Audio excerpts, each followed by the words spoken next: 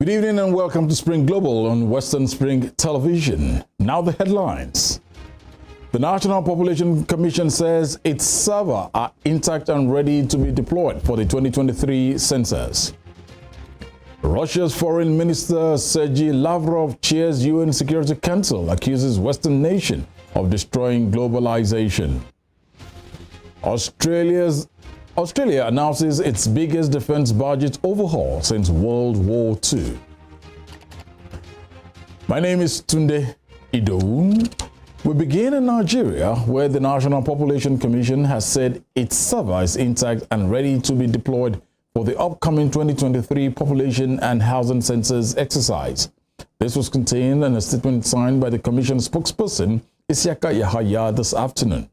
The NPC's assurance came following a viral video where its staff in Niger State, Sanusi Megida, said the NPC server was hacked, which led to the postponement of the local government areas level training of the supervisors and enumerators for the census. Mr. Yahaya in the statement, however, said the information was false, adding that Mr. Megida was facing a disciplinary action for such misinformation. News outside Nigeria, hospitals in Sudan have struggled as violence rages with at least 420 people, including 264 civilians killed in the conflict. The Sudan Doctors Syndicate, which monitors casualties, gave the figure, suggesting the death toll is probably higher than what it's known.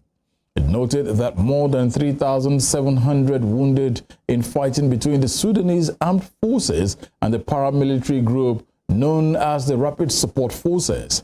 Meanwhile, the Italian medical group Emergencies said 46 of its staff refused to leave working in hospitals in Khartoum, Nyala, and Port Sudan.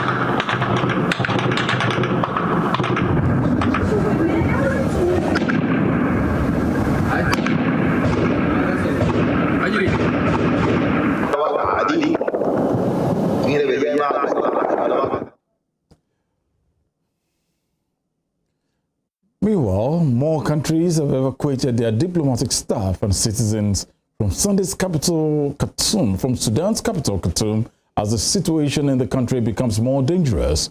The United States, France, British, as well as European Union nations, diplomats and their families were evacuated from the country.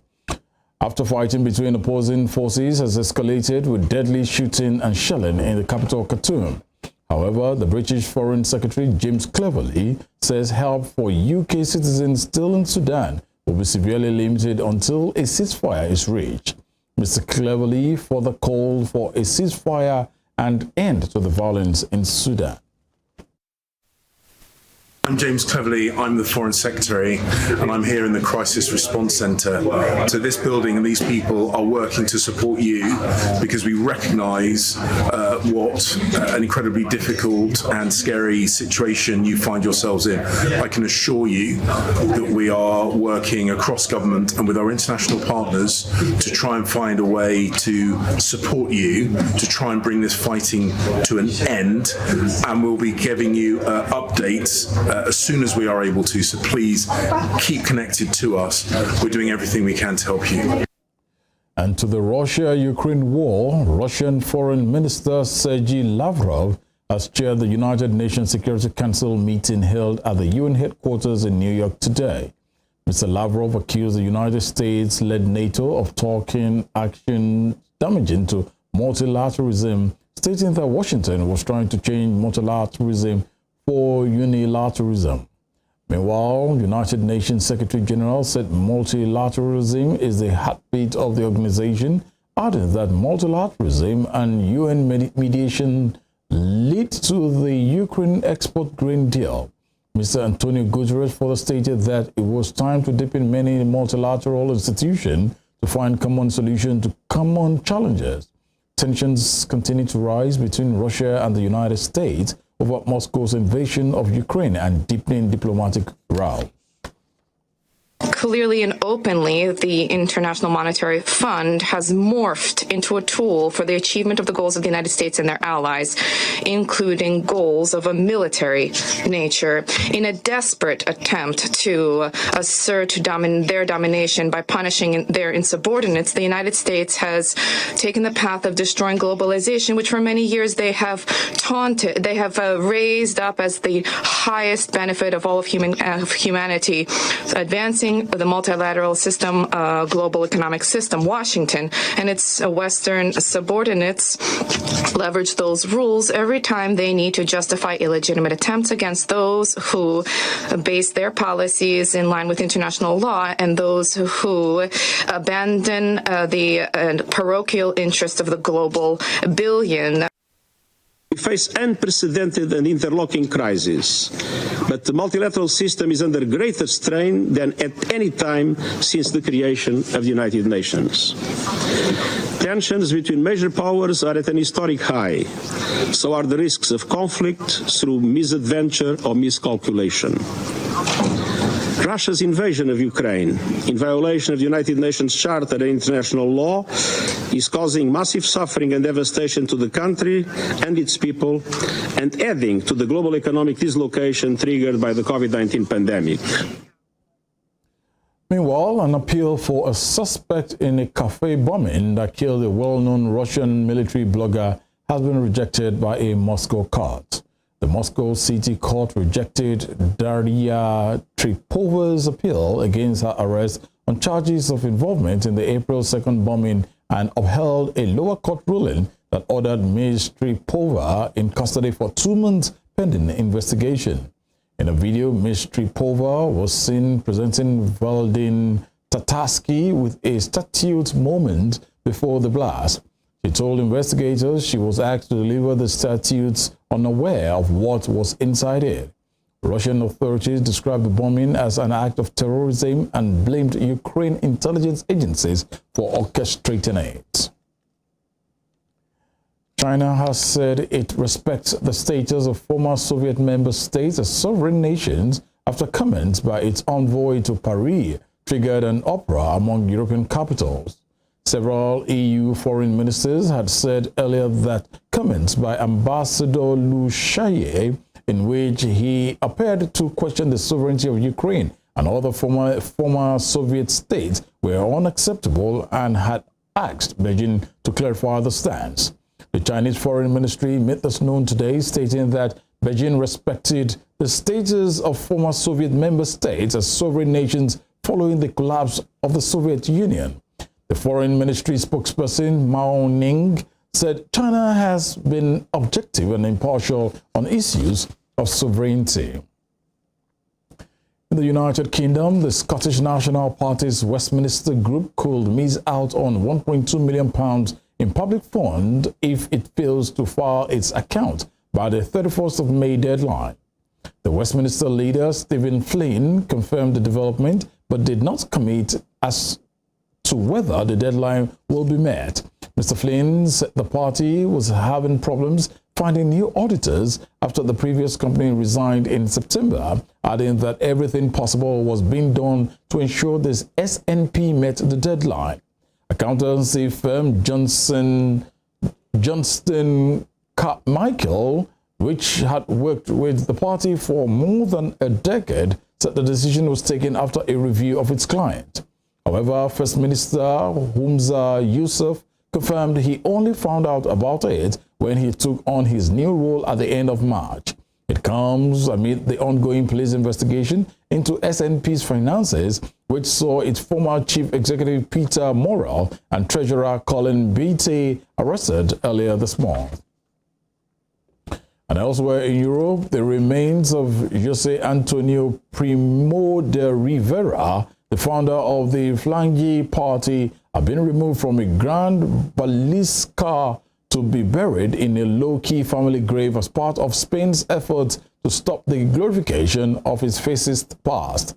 Today's exhumation comes 6 months after Spain passed a law aimed at tackling the legacy of the 1936 to 1939 Civil War and decades of dictatorship that followed.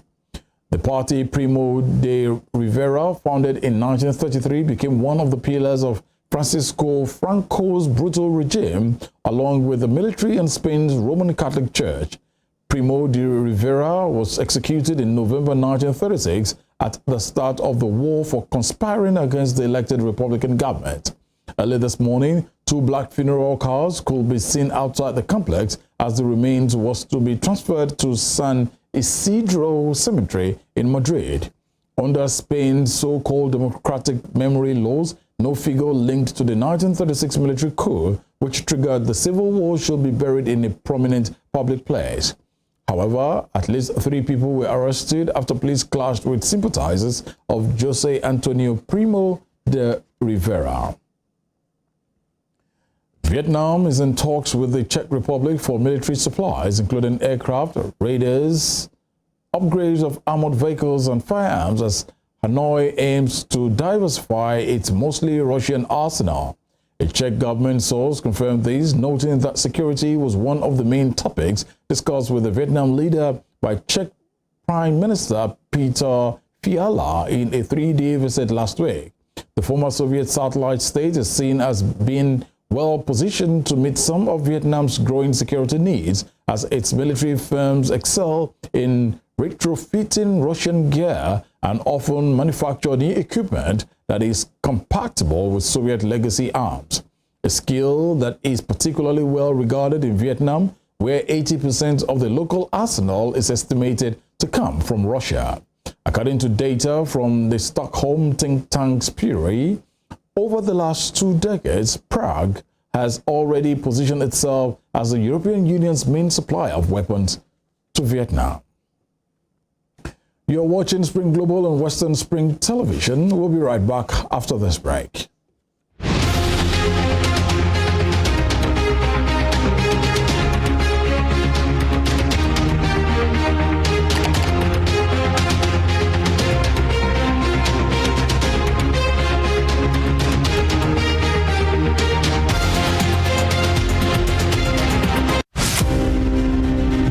Iconic African presents the narrative of a man destined to exert an imperishable global influence in Western education. His was a story of a freeborn, captured and sold into slavery. He was born in Oshogun, a native Yoruba village near Iseyin in Okeogun axis of southwest Nigeria. Samuel Ajayi Crowther was the foundation student of Fora Bay College, Sierra Leone, the foremost university where the pioneer set of native Africans were educated. Samuel Ajayi Crowther's greatest contribution to humanity was his translation of the Holy Bible into the Yoruba language. The man who authored the Yoruba dictionary was also credited with the translation of English classic hymns into Yoruba and the Ekwere languages. Samuel Ajayi Crowther's private residence in Badagry, incidentally the first story building in Nigeria, is an Akaba museum dedicated to the memory of Africa's first bishop. Western Spring Television identifies Samuel Ajayi Crowther as a watershed character in history.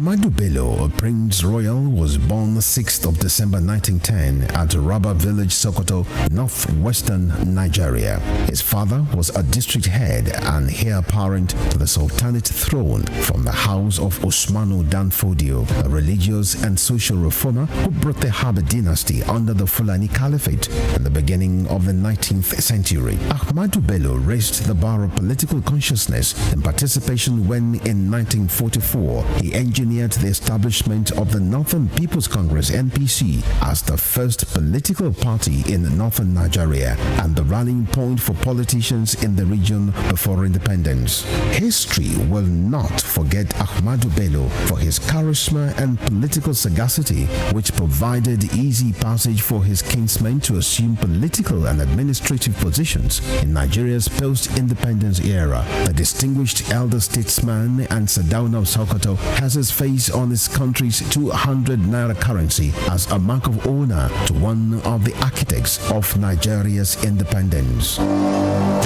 Western Spring Television identifies Ahmadu Bello as a watershed character in history.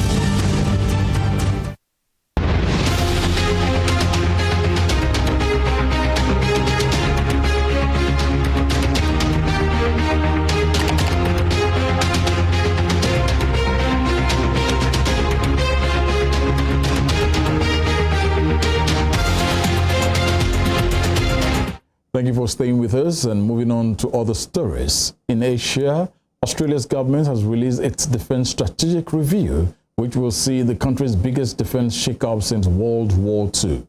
The review released this morning showed Sydney prioritize long-range precision strike capability, domestic production of guided weapons and diplomacy. Prime Minister Anthony Albanese, unveiling the review, called it the most significant work that's been done since the Second World War, and its government will act on its recommendations. The review revealed that the United States was no longer the unipolar leader of the Indo-Pacific, noting that intense competition between the US and China was defining the region and that the major power competition had potential for conflicts.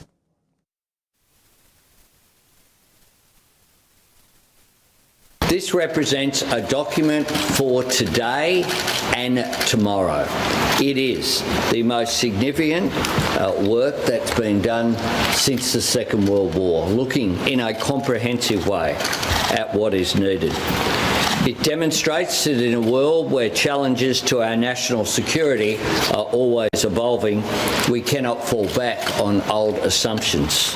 At its core, all of this is making Australia more self-reliant, more prepared and more secure in the years ahead. The defence posture that we have had for the last few decades has served our nation well. But in the circumstances that we now face, that defence posture is no longer fit for purpose. And so today, for the first time in 35 years, we are recasting the mission. Still in Asia, China and Singapore will hold a joint military exercise as soon as this week, their first combined drill since 2021, as Beijing deepens its defense and security ties with Southeast Asia, a region with strong existing U.S. alliances. The Chinese Navy will deploy a missile-bearing frigate, the Yulin, and a mine-hunting ship, the Chibi, to the joint maritime exercise, which will last from late April to early May. The Chinese Defense Ministry made this known in a statement on its website this morning without specifying the location. The China-Singapore military cooperation comes at a time of heightened tensions in the South China Sea that China claims as its own, despite an international ruling to the contrary. In the meantime, Philippine President Ferdinand Marcos Jr. has said he will press U.S. counterpart Joe Biden to make clear the extent of Washington's commitment to protect his country under a 1951 security pact, citing growing regional tension. The past two Philippine administrations have urged former colonial power United States to be specific on the circumstances under which it will defend its ally under the Mutual Defense Treaty amid fears of an increased risk of confrontation in the South China Sea. Mr. Marcos will hold talks with Mr. Biden in Washington this weekend, a meeting the White House said will reaffirm its ironclad commitment to the defense of the Philippines. Mr. Marcos said in a radio interview that the treaty needs to be adjusted to accommodate the changes in the situation Manila are facing in the South China Sea, Taiwan, North Korea. The push for clarity comes amid a steady buildup of military and Coast Guard assets by Beijing in the South China Sea, including artificial islands in the Spratly Archipelago that are equipped with missile systems within range of the Philippines. Shapadun Chupu, a retired judge, has been sworn in as the new president of Bangladesh for a 5-year term, replacing Abdul Hamid. Parliamentary Speaker Shirin Shamin Chowdhury administered the oath of office to Mr. Shahabuddin this morning at the Bangabahan Presidential Palace in Dhaka. Mr. Shupu, the nominee of the ruling Awami League Party, was elected unopposed as the 22nd president of the South Asian Republic on February 13th, as no other candidate submitted papers to contest the race. The event was aired live by the state-run Bangladesh Television and other private broadcasters. After taking the oath, the new president was congratulated by the outgoing president, Hamid, who is the only person in Bangladesh to hold the presidential post for 10 years in 2 consecutive terms. Moving on, South Korean President Yoon Suk-yeol has set off for the United States for a summit with President Joe Biden at a time of rare questioning in South Korea of an alliance that has guaranteed its security for decades. Mr. Yoon's April 24 to 29 trip is the first state visit to the U.S. by a South Korean leader in 12 years and will mark the 70th anniversary of a partnership that has helped anchor U.S. strategy in Asia. But as North Korea races ahead with the development of nuclear weapons and missiles to carry them, there are growing questions in South Korea about the relying on extended deterrence, the American nuclear umbrella. A recent poll by the Asen Institute for Policy Studies showed that more than 54% of respondents believe the U.S. will not risk its safety to protect its Asian ally, while more than 64% supported South Korea developing its own nuclear weapons, with about 33% opposed. Meanwhile, South Korea has formally restored Japan to its list of countries it gives preferential treatment in trade 3 years after the neighbors downgraded each other's trade status amid a diplomatic row driven by historical grievances. In announcing the move through a Gabon Gazette this morning, South Korea's Ministry of Trade, Industry and Energy also said Seoul will further restrict technology and industrial exports to Russia and its ally Belarus. After years of friction, Seoul and Tokyo are working to repair relations as they tighten their three-way security cooperation with Washington to counter the threat posed by North Korea. South Korean officials expect Tokyo to restore Seoul as a favored trade partner, as well as foresee that steps taking more time based on the procedures to revise Japan's export regulations. In September of 2019, South Korea dropped Japan from its white list of countries receiving fast-track approvals in trade, reacting to a similar move by Tokyo. And elsewhere, Credit Suisse says 61.2 billion Swiss francs left the bank in the first 3 months of the year. It came as the lender reported what are expected to be its last ever financial result after it forced sales to rival Swiss bank UBS, which is expected to be completed soon. Credit Suisse flagship wealth management division saw the amount of assets it managed drop to 502.5 billion francs at the end of March, almost 29% lower than the same period last year. Credit Suisse clients started pulling money out of the bank after it was caught up in the market turmoil that followed the collapse of Silicon Valley Bank and Signature Bank in the U.S. in March. And talking sports, Fulham manager Marco Silva says all players available for the last match will be available against Aston Villa tomorrow. Mr. Silva made this known in his pre-game press conference ahead of his side's Premier League clash with Europe-chasing Villa. When quizzed on Unai Emery's work at Villa, he said the Spaniard was doing a very good job, adding that he is a very good manager, so it surprises no one. The Fulham boss further hit back at critics of his team, saying only people who don't understand football talk like they do. It's been brilliant. It's been brilliant, and of course, we have heard so many things the last month and a half about ourselves, and something that, in my opinion, was really unfair. I heard during the weeks that the team was already on the beach, this type of things, and that after the FA Cup match, the team gave up all these things, and this. Just people that doesn't understand football can talk about these football players and this group of players that we have been brilliant from the beginning of the season. Sometimes I have to remind the people that even before the FA Cup match that we lost in the way everyone knows the way we lost with a brilliant performance from ourselves until the 70 minute. Before that game we have lost 2 games as well. And everyone wanted to connect the 2 defeats after the FA Cup match or the 4 games losing in a row from ourselves, connecting with the FA Cup match when we already lost 2 games before, and it was clear and fair. People probably they don't take too much time analyzing Fulham, and they say what they want, and we have to respect. It's not important for us, but when I feel something unfair with my players, I'm the first one here to be honest with you all, but to be fair with them and to protect them, because it was completely unfair. Last 15 days before the Everton match, many people write that the players they were on the beach already, they don't care, blah blah blah blah blah. Just people that doesn't understand football can say that. Football and Premier League is really tough for everyone. You can lose and you can win matches by the detail, and really small margins can make you to win or not. And football is not so easy like that. Okay, they achieve something and now they don't want to win no more. It's not like. And in Italy, Napoli boss Luciano Spalletti said it isn't yet time to celebrate.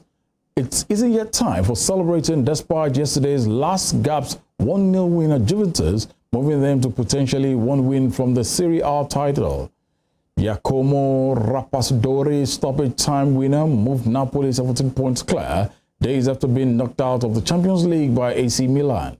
If Napoli beat regional rival Salernitana on Saturday and Lazio failed to win at Inter Milan the next day, Spalletti's side will be champions for the first time since 1990. But Spalletti, speaking to the media, said his side needs to wait before they pop any bottles because they still have a little way to go. Barring a collapse in the final 7 games of the season, Napoli will win the Scudetto for the first time in 33 years, when Argentine legend Diego Maradona led the Naples side to the league title in 1990. Before we end Spring Global, here is a recap of our top stories. The National Population Commission has said its server is intact and ready to be deployed for the upcoming 2023 Population and Housing Census exercise. Russian Foreign Minister Sergei Lavrov has chaired the United Nations Security Council meeting held at the UN headquarters in New York today. Australia's government has released its Defence Strategic Review, which will see the country's biggest defence shake-up since World War II. You can follow us on our social media handles on Facebook, Instagram, and Twitter at Western Spring Television. You can also watch us live on our YouTube channel at Western Spring Television. I am Tunde Idowu. Good evening.